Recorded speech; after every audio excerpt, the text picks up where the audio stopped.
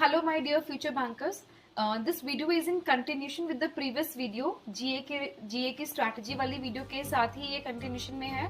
बहुत सारे डाउट्स थे इन द कमेंट सेक्शन, तो I will try my best कि मैं मैक्सिमम डाउट्स को कवर कर पाऊँ. ठीक है. द वेरी फर्स्ट या फिर बहुत जो मेजर कॉमनली आस्क्ड डाउट था वो ये था कि मैं डिलेज को कैसे मैनेज करती थी. तो मेरे साथ क्या हुआ था, मैंने जैसे अपना प्रिपरेशन ही मई में स्टार्ट किया था, तो अप्रैल मंथ का ऑलरेडी वहाँ पे अपलोडेड था. तो मुझे तो दिन में 3 से 4 वीडियोस करने पड़ते थे ताकि मैं प्रेजेंट टाइम पे सर की स्पीड से मैच कर पाऊँ.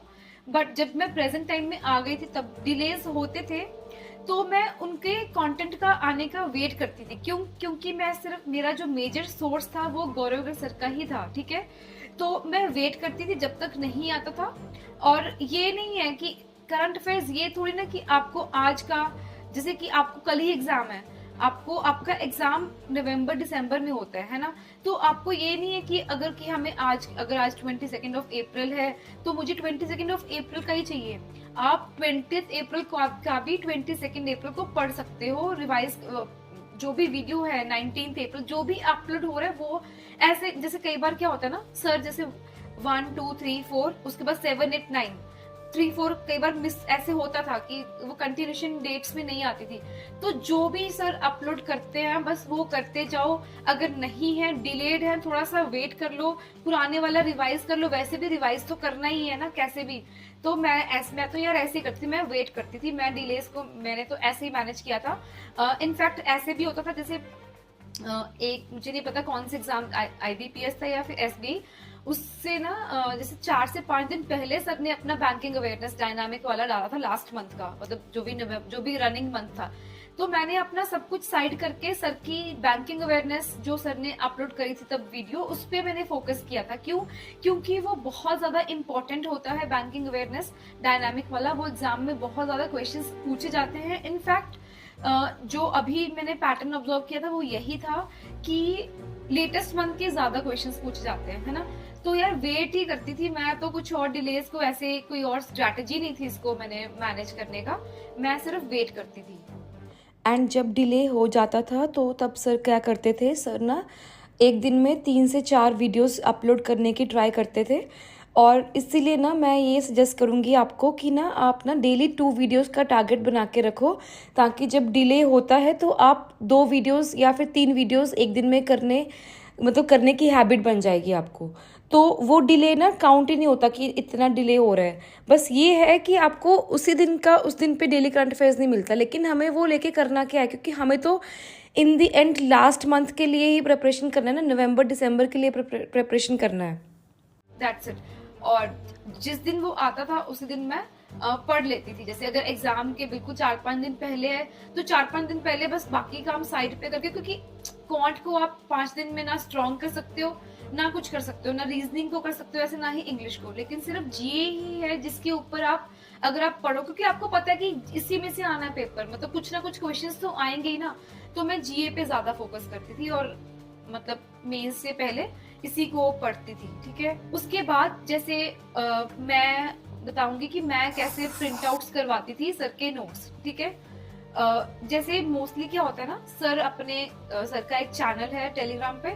सर अपनी ना वो पूरा मंथली करंट अफेयर्स का PDF फाइल अपलोड वहां पे कर देते थे. हाँ ठीक है, कर देते थे. तो वहीं से लोग वो PDFs को प्रिंट करवा लेते थे, जो जिनको करवाना है. कुछ लोग PDF से पढ़ते थे, कुछ लोग प्रिंट आउट्स करवा के पढ़ते थे सर के हैंड रिटन नोट्स. लेकिन मैं जैसे मैं वेट नहीं करती थी कि सर के वो PDF, वो पूरा कंपाइल्ड PDF आएगा तब मैं जाके उनको प्रिंट आउट करवाऊंगी.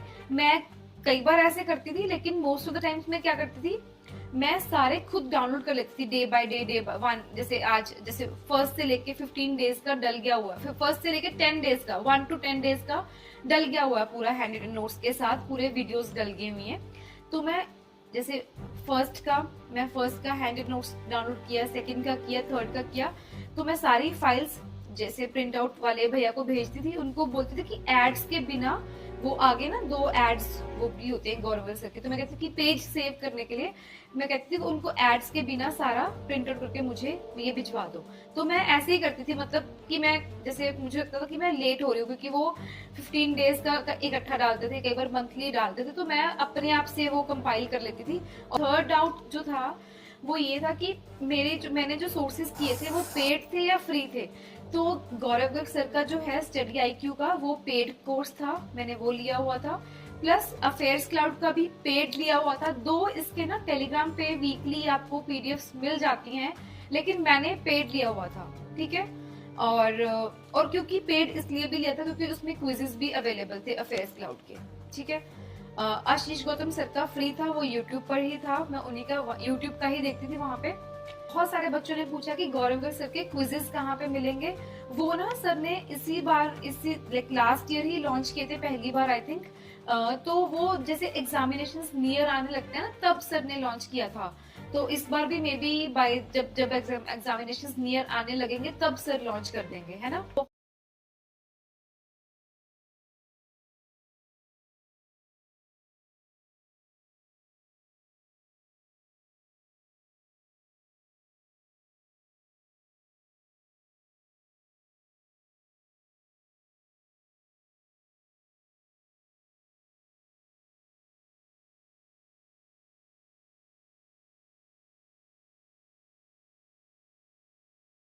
बहुत सारे बच्चे मुझे ये भी पूछ रहे हैं कि आपने तो स्टिकी नोट्स लगाए थे, तो जो लोग जैसे जो बहुत सारे एस्पिरेंट्स होते हैं वो लाइब्रेरी में जाके पढ़ते हैं, तो हम कैसे करें। तो यार ऐसा नहीं है, ये बस मैंने एक अपना वो वे बताया था आपको। ये नहीं है कि आपको सब कुछ जैसे मैंने किया था वैसे ही करना है। इट्स अप टू यू कि आपको कौन सी चीज कंफर्टेबल लगती है। आपको अल्टीमेटली अपनी ही स्ट्रैटेजी बनानी है। क्यों? क्योंकि मैंने जो किया मुझे वो कंफर्टेबल लगा, मैंने इसलिए वो सब किया। लेकिन हमें क्या करना होता है, हमें सबकी स्ट्रैटेजी लेके अपनी अल्टीमेटली एक स्ट्रैटेजी बनानी होती है। ये नहीं कि मैंने स्टिकी नोट से अपना रूम भर लिया था, ये सब लगाया था, आपको भी वही सब करना है। आप एक नोटबुक पे भी वो सब चीजें लिख सकते हो। और बहुत सारे बच्चे मुझे ये पूछ रहे हैं कि इतना पढ़ने के बाद आपके पास टाइम कैसे मिलता था बाकी सब्जेक्ट्स को डिवोट करने के लिए। तो यार मतलब मैं कर रही थी फुल टाइम प्रेपरेशन। मुझे तो ये था कि मुझे जो करना है इसी, क्योंकि मेरे पास टाइम नहीं था, है ना, तो मुझे सब इसी अटेम्प्ट में ही करना था। तो मैं कोशिश करती थी ज्यादा से ज्यादा टाइम अपने आप को सराउंडेड बाय बुक्स रखूं, ठीक है। तो मैं पूरा टाइम जीए नहीं पढ़ती थी। मैं मेंस से पहले जो मैंने आपको नोटबुक्स दिखाई हैं, जो भी मैं वो स्क्रिबल करती थी, वो सब मैं मेंस से पहले करती थी, क्योंकि मुझे पता था कि मेरा प्रीलिम्स क्लियर हो गया है, अब मुझे मेंस देना है अपना, है ना। क्वांट रीजनिंग इंग्लिश को मैं कर लूंगी, लेकिन जीए को बहुत अच्छे तरीके से करना है, ठीक है। क्योंकि आपको मैक्सिमम टाइम, मुझे ये लगता कि जीए को जितना टाइम दूंगी उतना वो कम है ना। तो मैं अपना दिन इस तरह से रखती थी। कई बार वैसे मेरे ना कई बार ऐसे होता था जैसे मेंस से पहले ना एक एक पूरा दिन मेरा जीए को पढ़ने में निकल जाता था। बट फिर मैं नेक्स्ट डे क्या करती थी, पूरा क्वांट रीजनिंग इंग्लिश को दे देती थी। फिर मुझे गिल्ट भी आता था कि यार मैंने एक दिन पूरा क्वांट इंग्लिश रीजनिंग नहीं पढ़ा और एक दिन मैंने जीए नहीं पढ़ा। तो मैं कोशिश करती थी कि मैं सारे सब्जेक्ट्स एक साथ लेकर चलूं। तो मैं जीए को ना मैक्सिमम टाइम्स मॉर्निंग में पढ़ती थी। मॉर्निंग में जैसे पूरा मैंने पढ़ लिया, और अगर मुझे रिवाइज करना है तो मैं रात को रिवाइज करती थी, लेकिन जो मुझे फ्रेश डेटा याद करना है वो मैं दिन में पढ़ती थी। तो मेंस के टाइम पे मैं क्या करती थी ना, जैसे मैंने सुबह जो भी फ्रेश न्यू डेटा है उसको मैंने याद कर लिया, ठीक है। फिर रात को मैं उसको रिवीजन करती थी। जैसे स्क्रिबल कर रही हूँ, जो सब नोटबुक्स मैंने दिखाई हैं, जो भी मैं लिखा है, जो भी स्क्रिबल किया है, जो भी ये सब चीजें हैं, वो मैंने मेंस के पहले किया यार। प्रीलिम्स के पहले मैं ये सब नहीं करती थी, क्योंकि मुझे पता था कि अगर प्रीलिम्स नहीं होगा तो फिर मैं मेंस तक कैसे पहुंचूंगी। तो ये एग्जॉस्टिव स्ट्रैटेजी नहीं है। आपको ये सारा जो बहुत ज्यादा मेहनत मैंने करी है वो मैंने मेंस के पहले करी है। प्रीलिम्स के टाइम पे मैं सिर्फ डेली वाला पढ़ती थी, बेस्ट 300 पढ़ती थी, आशीष गौतम सर का वीडियो देखती थी यूट्यूब पर। तब तक मैंने क्विजेस बनाना स्टार्ट नहीं किया था। मैंने क्विजेस एसबीआई के टाइम पे स्टार्ट किए थे। आईबीपीएस पीओ तक मैं सिर्फ यही करती थी। प्रीलिम्स तक तो मैं बस डेली वाला पढ़ती थी, आशीष गौतम सर का देखती थी, दैट्स इट। और आपके पास तो यार एच भी है ना, आप तो ऑन टाइम हो, आप तो डेली 2 वीडियोस भी करोगे या फिर 1, जो भी सर की वीडियोस आती हैं उतना यू आर ओके। और मैं अगर आपको एक चीज बताऊं ना, जैसे मैंने स्टार्ट तो अप्रैल से कर दिया था करंट अफेयर्स पढ़ना, मतलब अप्रैल मंथ का मैंने मई में स्टार्ट कर दिया था पढ़ना। लेकिन जो मैंने बहुत अच्छे से पढ़ा था ना, वो सिर्फ जैसे एसबीआई और आईबीपीएस दोनों एग्जामिनेशंस के लिए मैंने बहुत अच्छे से जुलाई, अगस्त, सितंबर, अक्टूबर और नवंबर मंथ का ही किया था। अप्रैल, मई, जून का मैंने स्किप कर दिया था। मैं रिवाइज करती थी, बेस्ट सिर्फ उनके बेस्ट 300 करती थी। इनफैक्ट अगर मैं बताऊं, अप्रैल मंथ के तो मैंने बेस्ट 300 भी नहीं किए थे आईबीपीएस और एसबीआई के लिए। मुझे लगता था कि ये बहुत ज्यादा पुराना हो गया होगा। तो बाकी यार मुझे लगता है वो चीज मेरे फेवर में लगी, क्योंकि कोई ज्यादा क्वेश्चंस पूछे भी नहीं गए थे, हार्डली 1 या 2 क्वेश्चन पूछा गया था। ठीक है, एक चीज जो मैं बताना भूल गई थी वो ये था कि मैं स्पोर्ट्स सेक्शन ना, पहले जब मैंने स्टार्ट किया था पढ़ना, स्पोर्ट्स के जो भी क्वेश्चन आते थे मुझे समझ ही नहीं आता था कि यार इनको कैसे याद करूं। सबके नाम सेम है, सबके किसी को ये ट्रॉफी मिल रही है, किसी ने इसमें, किसी में बैडमिंटन, जो भी बहुत सारे सेम मतलब सिमिलर नेम्स होते थे। तो मुझे लगता था कि यार इनको कैसे याद करना है। तो मैंने स्टार्टिंग में स्किप करना स्टार्ट किया।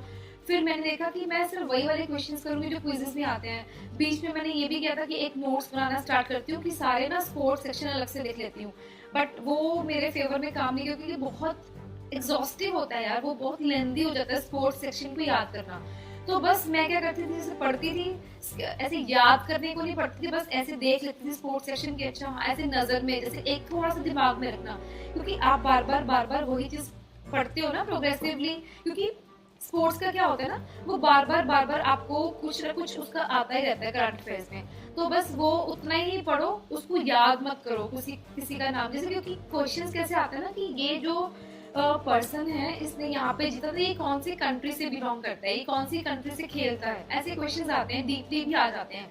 तो इसलिए मैं स्पोर्ट्स सेक्शन बस पढ़ लेती थी, आंखों के नीचे से निकाल लेती थी, लेकिन याद नहीं करती थी। ठीक है, तो कुछ बच्चों ने पूछा था कि गौरव सर के नोट्स हिंदी में भी होते हैं क्या? मुझे लगता है उनके होते हैं। वैसे मैंने इंग्लिश में ही हैंड नोट्स उनके प्रिंट करवाती थी, but as far as I think उनके नोट्स होते हैं, वो आपको चेक करना पड़ेगा। मुझे लगता है, मैंने क्योंकि देखा हुआ है उनके ग्रुप में हिंदी के हैंड नोट्स भी देखे हुए हैं। आई एम नॉट श्योर क्यों, क्योंकि सर के ना 2 कोर्सेज हैं। जैसे अभी सर ने ना, पहले तो जब मैंने परचेज किया था ना, तब इंग्लिश और हिंदी एक ही कोर्स के अंडर था, बट अभी ना शायद सर ने सेग्रीगेट कर दिया है, तो इंग्लिश का और हिंदी का अलग अलग हो चुका है। तो आपको वो डिसाइड करना होगा कि आपको कौन सी लैंग्वेज में कंफर्टेबल है। इंग्लिश में कंफर्टेबल है तो आपको इंग्लिश वाला कोर्स ले लेना चाहिए, हिंदी में कंफर्टेबल है हिंदी वाला कोर्स ले लो। हिंदी में आपको आई थिंक जो हैंड रिटन नोट्स हैं वो भी हिंदी में ही मिलेंगे, इंग्लिश में मिलेंगे। और बहुत सारे बच्चे मेरे से पूछ भी रहे थे कि कौन सा वाला कोर्स का लेना चाहिए।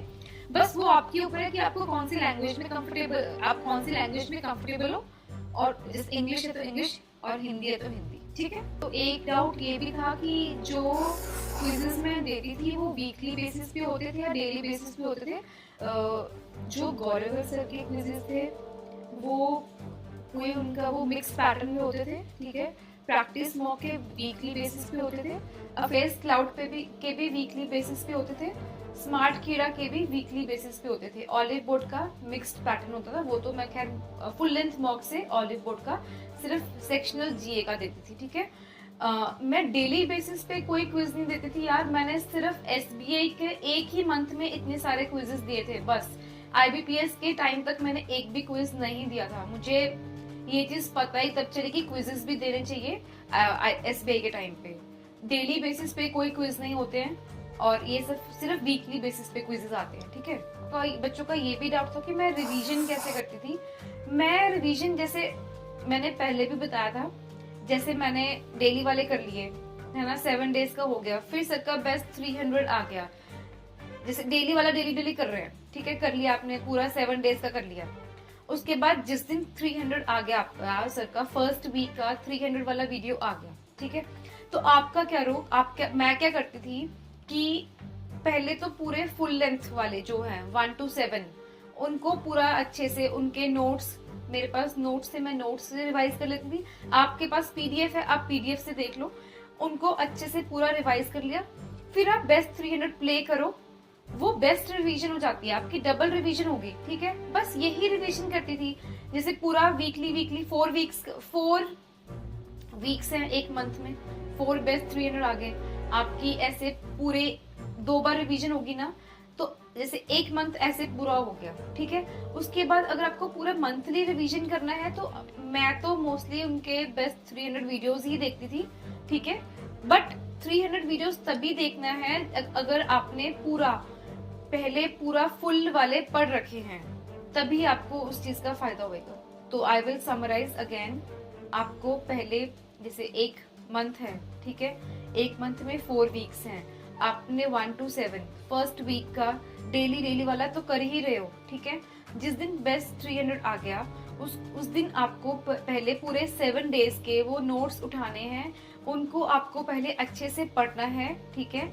उसके बाद उनका बेस्ट 300 को एज अ रिवीजन देखना है कि अच्छा आपने अभी पढ़ा, आपको इनमें से कितने क्वेश्चंस आते हैं, कितने क्वेश्चंस नहीं आते हैं। क्वेश्चंस के साथ साथ सर जो उसमें इंफॉर्मेशन बताते हैं उसमें आप कितना रिटेन कर पाए हो, कितना आपको और अभी याद करना बाकी है, ठीक है। ऐसे ही करके आपका first, second, third, fourth 4 weeks हो गए। उसके बाद नेक्स्ट मंथ स्टार्ट हो जाएगा, है ना। नेक्स्ट मंथ का फिर से आप ऐसे करना स्टार्ट कर दोगे। जब नेक्स्ट मंथ, जब न्यू मंथ स्टार्ट होगा तो आप ना 3 दिन निकाल लो, ठीक है। 3 दिन में पिछले वाले मंथ का 3 या 4 दिन निकाल लो, पिछले वाले मंथ का डेली। जैसे एक दिन में आपने सपोज 4 डेज निकाले हैं, तो 4 डेज में आप उन्हीं जो लास्ट मंथ है उनके डेली वाले नोट्स ना जल्दी जल्दी स्कैन कर लो, क्योंकि आपने उसको 3 बार पढ़ लिया हुआ है। एक तो आप डेली पढ़ रहे थे, ठीक है। एक आप वीकली जब बेस्ट 300 आया तब आपने पढ़ा। अभी आप थर्ड टाइम अभी आप रिवाइज करोगे तो आपका जब 3 बार रिवीजन हो जाएगा ना, आपके दिमाग में चीजें बैठने लग जाती हैं। तो ऐसे ही रिवीजन करनी है, ठीक है। तो आई होप यार मैंने मैक्सिमम क्वेरीज को सॉल्व करने का ट्राई किया है, ठीक है। फिर भी अगर कुछ रहता है तो tell me in the comment section. अभी मैं कमेंट सेक्शन में रिप्लाई कर दूंगी। चलो ठीक है यार, okay bye, see you in the quant strategy video very very soon. Okay bye.